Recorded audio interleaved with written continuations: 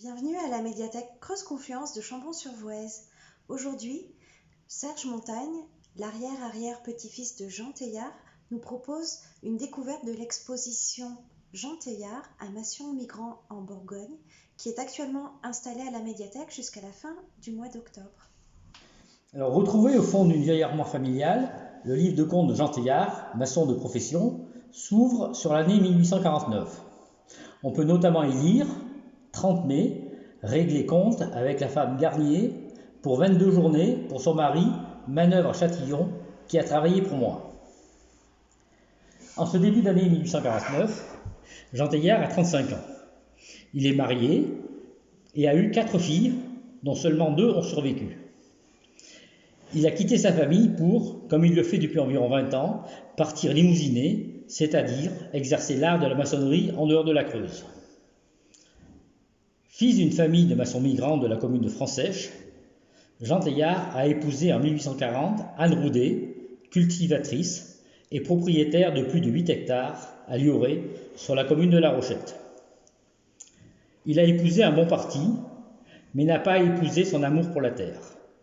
Jean Teilhard, né maçon dans une famille de maçons, est resté maçon au plus profond de lui, et donc, rien de plus normal que de le retrouver en Côte d'Or en 1840. Que nous apprend le livre de comptes de Jean Teilhard? Tout d'abord, qu'il a migré en Côte d'Or de 1849 à 1855, dans le nord du département, aux confins de l'Yonne. On le retrouve à Châtillon-sur-Seine, Sainte-Colombe, Étrochet, Asnières, Griselles, Gigny, Nesle, de toutes petites communes. Châtillon a 5000 habitants à cette époque et Étrochet 200 seulement. On apprend aussi dans ce livre qu'il travaillait avec une équipe composée essentiellement de voisins de la commune de La Rochette. Les familles Jaby, Roudet, Chambreau évoquent encore aujourd'hui quelque chose aux habitants de La Rochette. Il gérait le quotidien de ses ouvriers, comme en témoigne son livre de comptes. On peut lire notamment qu'en 1849, à compte pour une paire de souliers pour Pierre Roudet. En 1850, payé à Jably un marteau, une truelle, une casquette. En 1851, réglé 27,30 francs à Madame Maintenot, aubergiste à Nesle, pour ma pension et celle de mes ouvriers. En 1855, passé avec le père Jably un marché pour ses 2 fils, dont Alexandre, qui n'a que 12 ans à l'époque. Le livre de comptes de Jean Teilhard nous renseigne aussi sur la typologie de ses chantiers. En 1850, il construit une petite maison de garde aux carrières de cris, un pignon mitoyen, un fourneau à cuire le plâtre.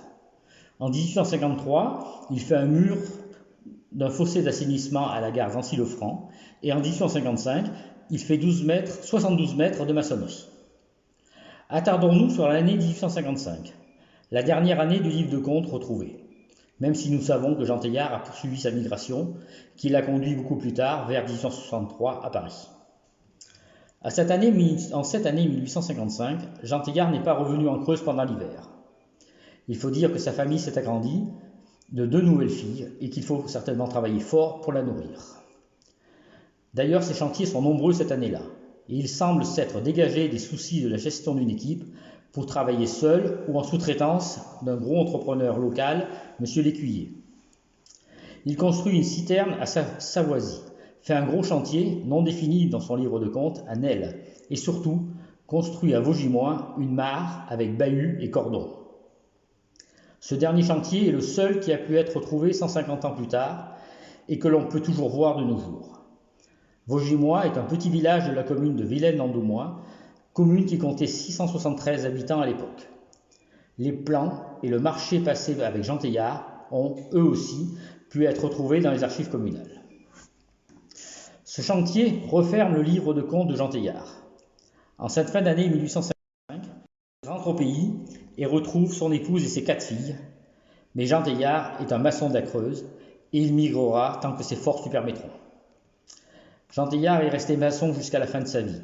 En 1877, à l'âge de 63 ans, il est contraint, en raison des dettes consenties, notamment pour les dots de ses filles, de procéder à une donation-partage entre ses enfants, mais il se réservera ses outils. 2 marteaux de tailleur de pierre, une équerre, 4 ciseaux, une massette, dont on peut supposer qu'il a fait usage jusqu'à sa mort en 1890. Venez découvrir cette exposition qui est consacrée à sa vie et à sa migration. Elle est illustrée d'outils et il est aussi possible de consulter le catalogue qui l'accompagne. Pour aller plus loin sur ce pan de notre patrimoine, des ouvrages prêtés par la Direction départementale de la lecture publique peuvent être consultés ou bien empruntés. Rendez-vous à la médiathèque intercommunale Creuse Confluence de Chambon-sur-Voueize aux horaires habituels de la médiathèque.